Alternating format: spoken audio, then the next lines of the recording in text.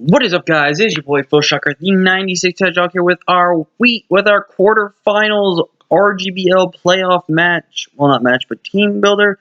We will be going against Phantom and his Orlando Phantoms, I believe it is.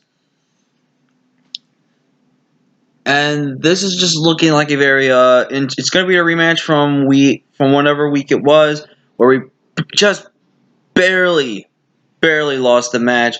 And looking at this matchup, I think he's going to be pretty much bringing the same team as he was last time. Probably going to change up a little bit here and there.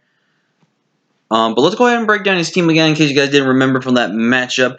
He's got G-Max Hatterene as G-Max Pokemon, Cinderace, which is only Blaze, Blade, Selgor, Gastrodon, Raichu, Ko-Oh, Randomize, Rhydon, and Roserade. Looking back at this one, I think he just brings the same 6. Maybe Komodo gets mixed in there if he really feels like he needs to bring it. Maybe Mandibuzz in case he wants to, because I don't think he was worried about Hazards last time, so it looks like Hazards would be really good versus him again in this matchup. So, yeah, I expect him to bring the same thing. I expect probably another baton passing set probably for his Acelgo right there. I definitely think potentially he just wants to go ahead and just start setting up with a lot of his Pokemon himself. So it's going to be very interesting to see this matchup go through. I think he's going to pretty much bring the same sets as he was. Maybe not the room service set with Cinderace. He might change that to a choice band set, which I would personally do in this matchup.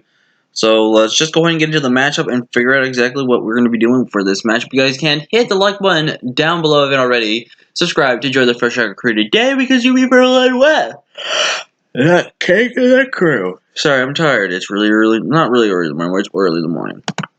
So let's break down the team. We're first bringing that back Salamandra. Salamandra comes back, but we're changing up Salamandra this week. Last week we were Assault Vested, which honestly didn't really benefit us that much. This time we're bringing offensive, defensive Goodra this week.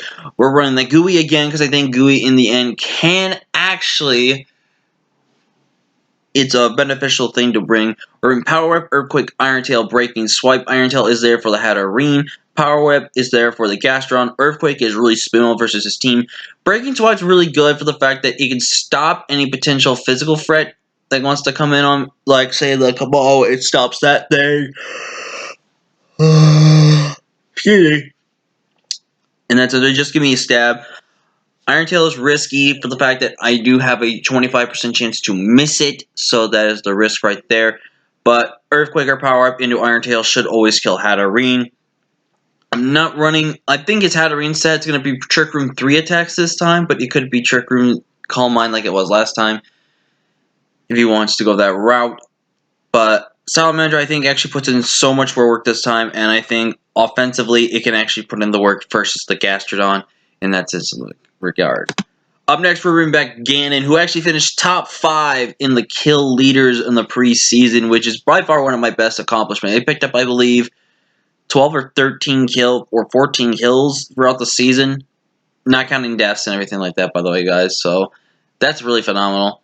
We're bringing Taunt, Bulk Up, Sucker Punch, Spirit Break. I hate running Sucker Punch because I don't think it's a good move to put on a moveset, if I'm being honest with you.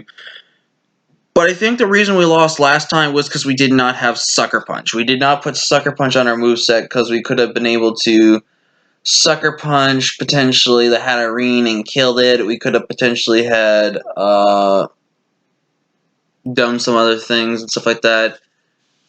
But this time we're bringing a different set than last time. We're bringing the Bulk Up again, but this time we're bringing Taunt. Like I said, we're running Leftovers again because I really would love to run Weakness Policy, but I feel like that's just a giveaway bring. It literally screams giveaway bring, if I'm being completely honest with you. Plus, I would love to have some longevity with Ganon because it does put in so much work this match. Spirit Break's on there this time so I can try to cripple down that Hatterene or any of his other mons that want to come in. That way we can actually weaken them from that standpoint instead of doing anything else. And actually, now thinking about it, I kind of like Special, actually, in this matchup. I'm going to probably change this set. I won't do it on air right now, but I think I'm going to change this to Taunt Nasty Plot. Probably, actually. Yeah, I think I like that, actually, instead. We're next bringing Big Daddy Mammoth Swine, and you guys already see it. We're bringing Life Orb Freeze Dry, where if basically he is physically defensive, which he should be in this match, Freeze Dry with this investment does 98 to over 100%. So the only way he lives is if we get low roll. So if I Ice Shard into a low roll or Earthquake into that, I will 100% kill it.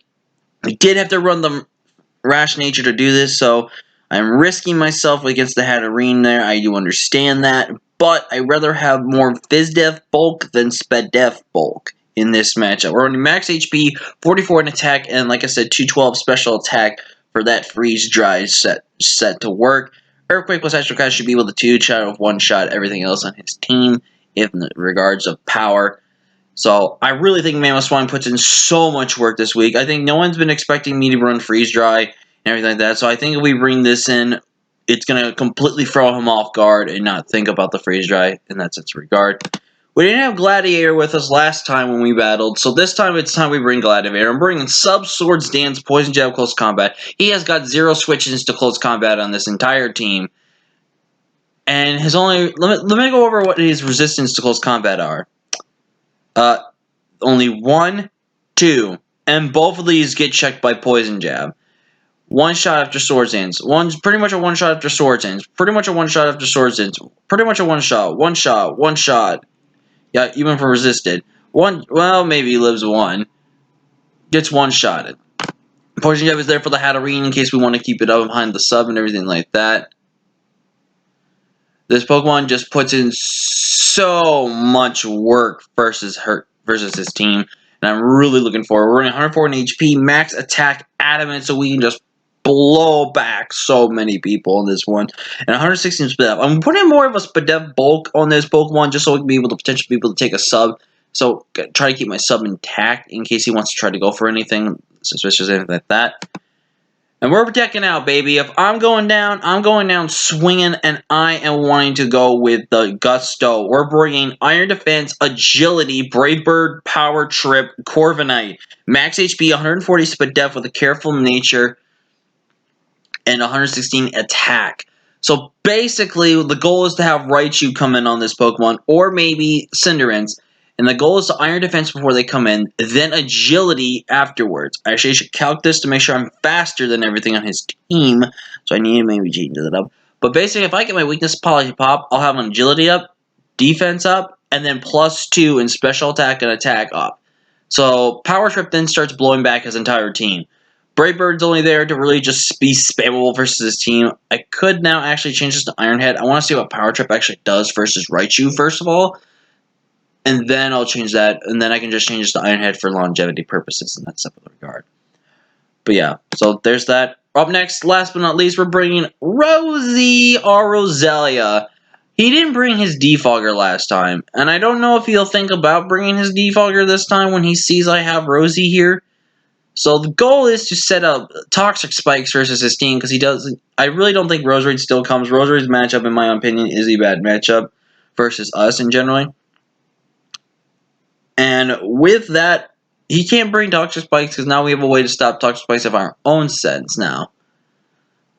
And get away from me, computer.